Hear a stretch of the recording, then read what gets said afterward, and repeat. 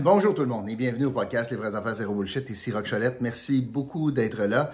J'aurais souhaité faire le podcast à l'extérieur aujourd'hui, mais il ventait trop et le son n'aura pas été bon. Donc, je le fais à l'intérieur, mais je veux vous parler de quelque chose que l'on peut voir à l'extérieur. Et je parle de la campagne électorale municipale. Oubliez pas, je fais une parenthèse, de partager le podcast, ça ferait bien notre affaire. Je l'apprécie beaucoup. Je veux vous parler donc de l'élection municipale. Pourquoi? Ben parce qu'il reste moins que 2 semaines à cette campagne qui est pas très enlevante, mais qui est excessivement importante. Donc, on va voter le 7 novembre prochain. Et aujourd'hui, et je vais m'attaquer beaucoup là, à la question municipale durant les prochains jours, mais aujourd'hui, je veux vous parler de l'hypocrisie en politique. Et il y a un nom pour cela, et le nom de l'hypocrisie en politique municipale à Gatineau, ben ça a un seul nom, ça s'appelle Action Gatineau. Je vous explique pourquoi. Vous avez vu la photo qui apparaît, vous avez vu l'affiche électorale de Maude Marquis-Bissonnette, et vous avez remarqué que le mot Action Gatineau est nulle part. Et si je fais une comparaison avec les anciennes campagnes, vous avez vu jadis, il y a 4 ans, premièrement, on avait des pancartes, des affiches, donc avec le maire actuel, Maxime Pedneau-Jobin, où est-ce qu'Action Gatineau, c'était assez évident, on avait un lien actiongatineau.org. Et pas juste le fait qu'on a caché le mot Action Gatineau en y laissant que seulement qu'un petit nouveau logo que l'on ne connaissait pas, âgé, qui pourrait dire n'importe quoi, mais aussi on a enlevé, alors Maude Marquis-Bissonnette a enlevé la notion de équipe Pedneau-Jobin. Parce que rappelez-vous, quand on avait au DGE la liste des candidats, on avait équipe Pedneau-Jobin. Alors, présentement, c'est avec Action Gatineau seulement sur la liste. Alors, toute la notion d'équipe, c'est comme si elle avait honte. Si elle avait honte de l'équipe, si elle avait honte du parti, si elle avait honte du nom Action Gatineau. Mais je la comprends. Parce que à chaque sondage, ça n'en démord pas. On voit que les gens n'ont pas d'appétit pour les partis politiques municipaux. D'ailleurs, le grand dame, c'est que les gens n'ont pas d'appétit pour un parti politique municipal à Gatineau à cause d'Action Gatineau. Parce que de façon intrinsèque, moi je suis pas en désaccord, mais pas pantoute avec les partis politiques. Il y a toutes sortes d'avantages. Le problème, c'est le dogmatisme puis la façon que Action Gatineau s'est comportée en créant des chicanes, des rivalités, de la vieille façon de faire de la politique au municipal. Alors, les gens ils mélangent tout ça, puis ils en ont contre le principe de parti politique parce qu'on a été échaudé par Action Gatineau. Alors, c'est sûr que Maude Marquis-Bissonnette veut tenter de couvrir, d'abrier, de taire, de cacher, de faire vraiment oublier son affiliation à Action Gatineau. Il se présente comme un vent de fraîcheur, une jeune femme en politique municipale, waouh. Mais ça cache quand même le fait qu'elle traîne le boulet d'Action Gatineau. Puis, là, le choix est très, très clair. Il faut que les gens se mettent les 2 yeux vis-à-vis les trous, là. Et je dois vous le dire, si vous êtes d'accord avec la vision d'Action Gatineau sur le développement de notre ville, si vous êtes d'accord avec les hausses de taxes de 2,9 %, ce qui est probablement parmi les pires hausses de taxes partout au Québec pour les grandes villes, si vous êtes d'accord avec la notion de pour ou contre, est avec ou contre moi, cette notion d'animosité au conseil municipal, si vous êtes d'accord avec ça, si vous êtes d'accord avec le fait qu'on élit encore un parti qui va être minoritaire, puis que ça va être gouverné comme les 8 dernières années, le choix est facile, vous devez voter pour Maude Marquis-Bissonnette. Si vous êtes contre ça, si vous êtes tanné de cela, si vous pensez que ça n'a pas de bon sens les hausses de taxes comme on a, qu'il peut y avoir quelque chose de plus raisonnable, si vous pensez que le mot citoyen est absent du débat municipal depuis trop longtemps, puis que la priorité du citoyen, c'est bien ailleurs que ce que Action Gatineau propose, si vous voulez un vent de fraîcheur, puis que c'est pas des chicanes perpétuelles, ben dans le fond, il y a juste un choix. Ben c'est France Bellil. Dans le fond, aujourd'hui, ce que je tente de vous dire, c'est qu'on tente de cacher le parti, puis Action Gatineau tente de se cacher, de s'auto-cacher lui-même, parce qu'il sait que c'est une grande faiblesse en campagne électorale que de parler d'Action Gatineau. Ils sont pas nonos, là, ils ont fait des sondages, ils savent très bien que le parti lève pas. C'est pour ça qu'ils tentent de façon hypocrite de vous cacher la réalité que cette femme, cette jeune femme qui incarne donc, selon plusieurs, le renouveau, ben ça ne l'est pas du tout. C'est de la vieille gang politique d'Action Gatineau, mais sous un emballage où est-ce qu'on essaye de cacher la vérité.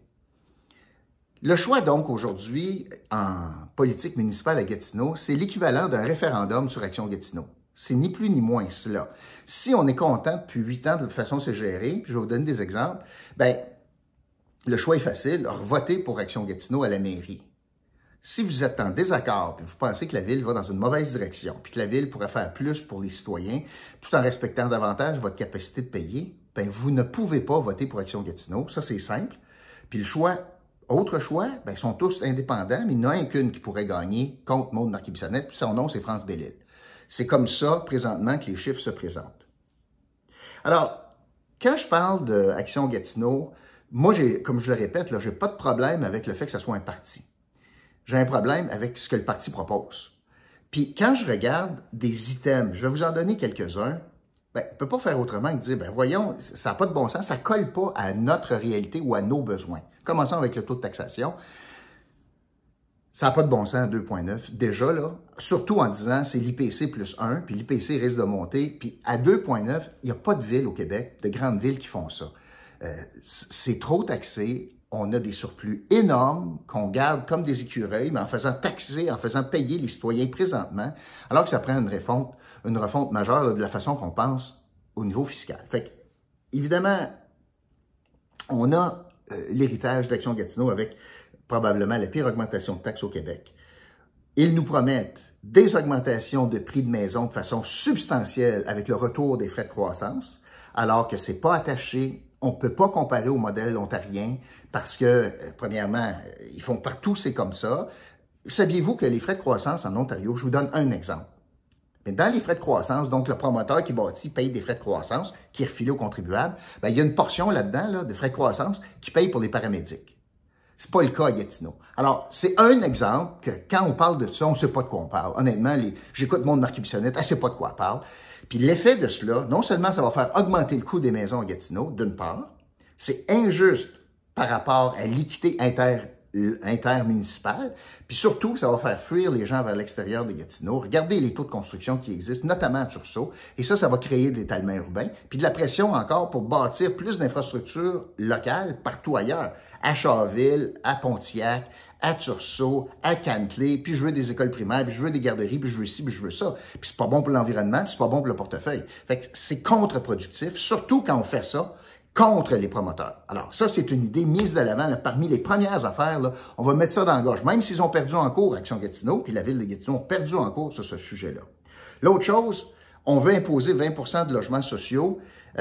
Sur le principe, quand on bâtit plus de 10, etc., etc. Sur le principe, on peut être en accord. Sauf que dans l'application de cela, ça veut dire qu'il y a du monde qui ne paieront pas le juste loyer. Ils vont payer en bas du loyer. Mais le différentiel, là, si ça vaut 1000 puis ils payent 400, ma question, toujours la même, qui paye le 600? Il y a 3 réponses. Le 600, c'est payé ou bien par Québec, ou bien par tous les Gatinois, ou bien par les locataires ou propriétaires de condos ou de locataires d'appart dans ce bloc-là. Si c'est Québec qui paye le différentiel, moi, je n'ai pas de problème. Si c'est les Gatinois ou simplement les résidents qui payent le différentiel de loyer, j'ai un énorme problème. C'est une iniquité fiscale si on fait ça, mais encore là, je reconnais Action Gatineau. On va continuer les subventions, par contre, des condos de 2 millions de dollars. Vous savez que ça, on propose ça, puis on soutient ça chez Action Gatineau, que des condos de 2 millions bénéficient d'un break de taxes important à Gatineau, s'ils sont au centre-ville. C'est le monde à l'envers. Je veux attirer des familles, donne une subvention pour des maisons plus modestes, ou le CAP dit, je vais donner une subvention jusqu'à une valeur de 400 000 pour une maison 300 000, mais pas dire, bar ouvert, 2 millions, pas de problème. Ça, c'est Action Gatineau, l'iniquité fiscale. On apprend dans le programme, on n'en parle pas beaucoup, mais Maude Marquis-Bissonnette, dans le programme d'Action Gatineau, veut proposer une augmentation de taxes de stationnement partout sur le territoire, particulièrement en tout cas au centre-ville. On se rappellera que Action Gatineau est contre, farouchement contre, les tours Brésil. Mais dans le fond, qu'est-ce que c'est les tours Brésil? Ben, c'est du développement résidentiel, c'est du développement commercial, c'est du développement touristique, c'est de la création de richesses. On est au centre-ville. Ah, ils sont contre ça. Ils sont même contre juste en jaser. Ils sont même contre parler aux promoteurs. Dire, on peut-tu trouver une façon? Tu as des capitaux, tu as des terrains stratégiques, puis tu veux investir. On peut-tu travailler ensemble? Non, c'est le dogmatisme. C'est non, on est contre les promoteurs parce que c'est des méchants, ça. Ça, c'est pour Action Gatineau. Sans parler de tous les problèmes qu'on a eus avec Maude Marquis-Bissonnette et Action Gatineau concernant la gestion des encombrants, des déchets, de matières recyclables et réutilisables. Fait que, quand on pense à Action Gatineau, on a ce legs-là, puis on a aussi quoi? Ben, on a le fait que il y a des lignes de parti pour les aspects essentiels. Je viens de vous les nommer. Des lignes de parti vont s'appliquer sur ceci, là. Le parti peut bien vous dire, puis Maud, non, un nouveau parti, c'est de la bullshit, là. Sur les aspects importants, notamment sur la question de la hausse de taxes, ça ne sera pas un vote libre, là. Il y a une raison, pourquoi? Parce que tu ne peux pas avoir le beurre et l'argent du beurre. Quand tu dis, hey, l'avantage d'un parti politique, c'est que ben, tu sais exactement ce que les membres d'Action Gatineau vont voter. Ils vont voter pour une augmentation de taxe de 2,9. Pas pour une augmentation de 5 %, mais pas plus pour une augmentation de 1, c'est 2,9. Mais si tu dis ça en campagne, ben, ça veut dire que quand vient le vote, il faut que tu serres la vis pour dire, vous êtes engagé dans un programme politique qui disait ça, puis on s'attend à ce que vous votiez dans ce sens-là. Donc, quand je vous dis que c'est un référendum sur Action Gatineau, c'est un référendum sur le passé, sur l'héritage de Maxime Penneau-Jobin. C'est un référendaum sur le fait qu'il essaie de nous en passer une petite vite avec l'hypocrisie politique en cachant le nom, puis en cachant l'équipe, puis vous ne l'avez jamais entendu parler d'équipe. C'est du bout des lèvres qu'elle se présente, quelquefois en point de presse, quelquefois avec certains candidats, puis c'est juste s'ils prennent la parole pour dire bonjour tout le monde. Alors, c'est un one-woman show, puis on tente de miser sur son sourire puis sa personnalité. Alors que la véritable question, c'est pas ça. La véritable question, c'est pour ou contre Action Gatineau. C'est ça l'élection cette fois-ci, le 7 novembre prochain. D'ailleurs, il y a deux choses qui me font bien sourire parce qu'ils reviennent avec ces beaux principes de démocratie, etc. Il y a deux engagements dans le programme actuel qui fait longtemps qu'ils ont dans leur programme, puis que ils le font pas, notamment un office de consultation publique. Il est grand temps que le service d'urbanisme ne soit plus juge et partie, qui décide finalement, au final d'un projet, mais c'est eux autres qui consultent. Ça ne marche pas. Il faut que ce soit un tiers indépendant, comme à Montréal. Ils reviennent avec ça. Ils l'avaient déjà dans un programme antérieur. Ils l'ont jamais fait. J'y crois pas. Il n'y a rien de moins transparent qu'Action Gatineau. Regardez le nombre de huis clos, notamment. Regardez comment le comité exécutif est géré, comment la gouvernance de la ville a tout changé, alors qu'on a de moins en moins de débats en public. Et l'autre chose où ils reviennent, c'est l'histoire de colistier, et j'aurai la chance de venir peut-être, mais ça, c'est le fait que peut-être un jour, si on est réélu, ben, on fera en sorte que notre chef ou le chef d'un parti politique pourrait siéger comme chef de l'opposition si jamais il était battu. C'est un petit peu compliqué comme notion, j'y reviendrai, mais ça me fait bien rire qu'ils reviennent avec cette notion-là, alors qu'ils auraient pu, en 8 ans, très bien implanter ça sans problème. Et l'autre chose par rapport à cela que je veux vous illustrer, c'est cette notion de George Bush, vous êtes avec moi ou contre moi. C'est comme ça que la ville est gérée et c'est pour ça que ça crée toutes sortes de tensions au conseil municipal, créées par la présence du parti politique versus des indépendants. On avait un conseil municipal majoritairement formé d'indépendants. Ils sont pas ensemble, ils n'ont pas un programme commun, ils sont fait élire pour représenter leurs citoyens. Ça arrive que certains indépendants ont plus d'affinité un avec l'autre, puis ça donne qu'ils pensent ou votent souvent de la même façon. Pas tout le temps, mais souvent. Moi, quand j'étais là, c'était tous des indépendants. Ça arrivait souvent que je votais avec un gars ou une femme, puis souvent, je regardais nos votes, ça soit pareil. C'est pas parce qu'on s'est organisé d'avance, mais c'est parce qu'on pense pareil, puis on pense que c'est bon pour la ville, d'un côté comme de l'autre. Mais si vous regardez le programme politique, et Action Gatineau, là-dedans, ben, eux autres, c'est un bloc monolithique de conseillers minoritaires depuis 8 ans. Puis dans leur tête, il y a deux gangs. Il y a eux autres puis les autres. Puis dans leur tête, à eux autres, les autres, ça forme un bloc qu'ils appellent, dans le programme politique actuel, à la résolution 3.13, l'opposition. Il y a une proposition qui parle donc d'opposition, ce qui est une notion qui n'existe pas à Gatineau. C'est la création même d'Action Gatineau. C'est par leur présence qu'on a créé ce qu'on appelle, eux, l'opposition, parce qu'ils sont pas capables de vivre avec la divergence d'opinion. Quand tu n'es pas d'accord avec quelque chose qu'ils proposent, c'est pas parce que tu es opposé ou tu es l'opposition, mais c'est parce que tu es opposé à ce qu'ils proposent, tu es contre ce qu'ils proposent, mais ça te rend pas toi un adversaire par définition.